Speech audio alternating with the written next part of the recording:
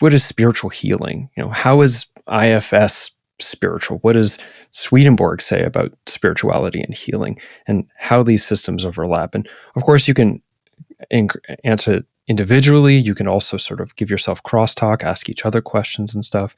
But that's the sort of general thing we're taking a bite of now, like spiritual healing. What is that?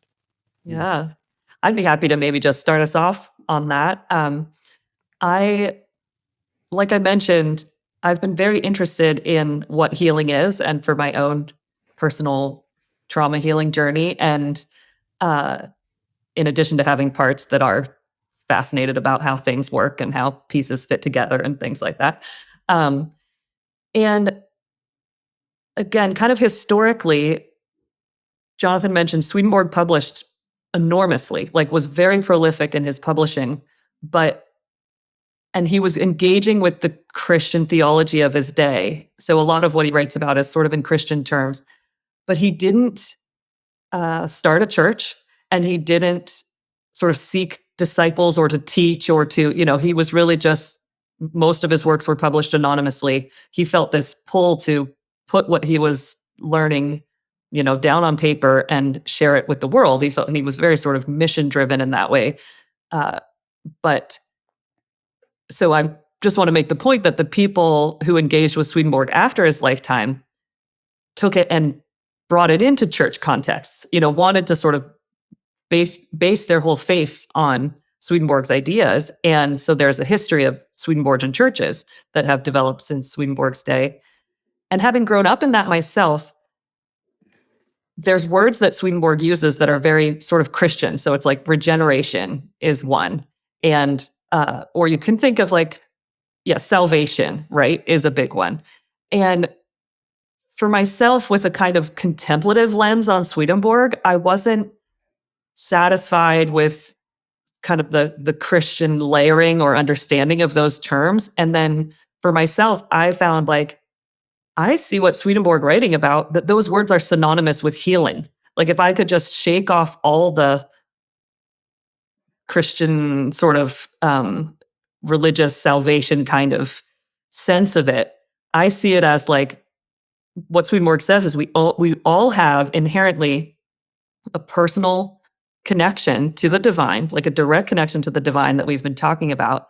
And that's what he says, what quote unquote salvation is developing your own relationship with that divine inflow. And so if it's so personal and it's this one-on-one experience, that's kind of not about, I don't know, kind of the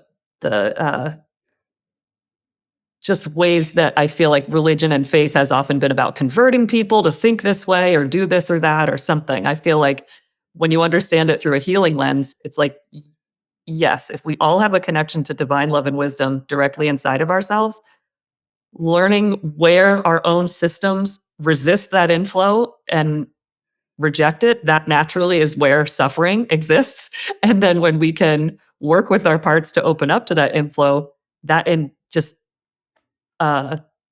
starts us on a healing journey. And it's not only healing, but it also is, in psychological terms, that idea of self-actualization. This sense that when you become more fully yourself, you actually feel more joy, you feel more freedom and empowerment. And that all fits within sort of when you get down into the nitty-gritty of what Swedenborg is saying is happening when we go through this regeneration journey, as he calls it. And so it's I see it as the path that we're all on in life, and it interconnects all of us together in these larger communities as well. And so it's a very grand idea of healing. I feel like it's not just about, did the wound on my knee heal over? That's a picture of this much larger connection of each of us as a unique vessel of the divine and what that means for ourselves and our relationships in the world. Could I go next, Jonathan? Yes. Please. Okay. How is IFS a spiritual system? I think fundamentally it is. And Dick, in order to be accepted by the Western therapeutic establishment, had to kind of downplay that. and dumb that down and make it seem more clinical. The whole idea of self is actually a very spiritual idea, that the witness function in us. And he even says that, well, you can consider self like a particle and wave. There's our self in us, which sort of feels like a particle. But as you explore that more and more, it's more like a field. It's this vast thing that gives you access to. And he's even said sometimes, well, maybe there's only one self for all of us, for the whole universe, and we can access that through this place inside ourselves.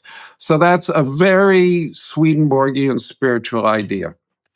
The other thing, I'm a very practical, pragmatic kind of person, and there are practical, pragmatic recognitions of spiritual reality in IFS.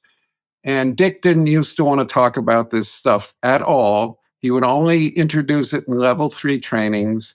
And I got in trouble with the IFS community because I wouldn't shut up about it.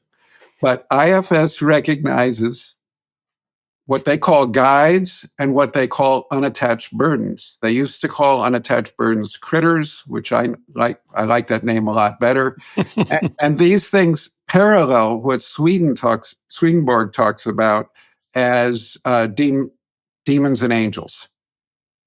They are something, when we go deep enough inside ourselves, it's like looking at the night sky. The better a telescope you get, you see all sorts of stuff, galaxies, and it just gets deeper and deeper and deeper. And the farther in you go, you start meeting things that are not part of your own personal lifetime history.